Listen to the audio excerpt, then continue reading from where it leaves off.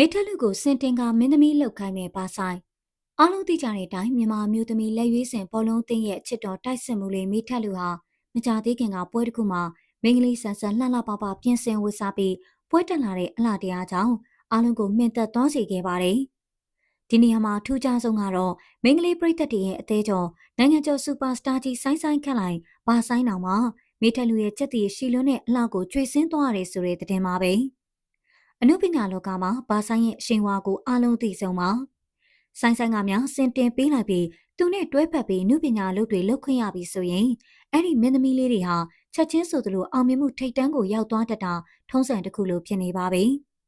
မိထက်လူဟာဘောလုံးသမားပြီးကျမ်းမာတန်ဆွမ်းတဲ့ခန္ဓာကိုယ်ချိုးစားနဲ့မိကပ်ထူကြီးတွေမလို့ပဲတဘာဝကြကြလှပနေသူပါ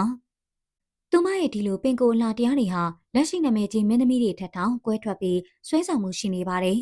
ဒါကြောင့်လေရုပ်ရှင်ထုတ်လုပ်သူတွေကခေါင်းဆောင်မင်းသမီးအဖြစ်အပြိုင်ဆိုင်ကမ်းလှမ်းနေကြတာပါ။ရုပ်ရည်ဉာဏ်ပညာနဲ့အားကစားစွမ်းရည်ပြည့်စုံတဲ့မိထက်လူကိုသာဘာဆိုင်ရသူ့ရဲ့ရုပ်ရှင်ဇာတ်ကားကြီးမှာဒါမှမဟုတ် music video တွေမှာခေါင်းဆောင်မင်းသမီးအဖြစ်ဆင်တင်ပေးလိုက်မယ်ဆိုရင်တော့အောင်မြင်မှုကတေချာပေါက်အာမခံထားသလိုဖြစ်နေမှာပါ။ပရိသတ်ကြီးတို့ရောဘာဆိုင်ဆင်တင်ပေးမယ့်ဇာတ်ကားတွေထဲမှာအလှပိုင်ရှင်လေးမိထက်လူကိုခေါင်းဆောင်မင်းသမီးအဖြစ်မြင်တွေ့ကြပြီလား။မှတ်ချက်လေးတွေကိုဝင်ရေးပေးသွားကြပါအောင်ရှင်။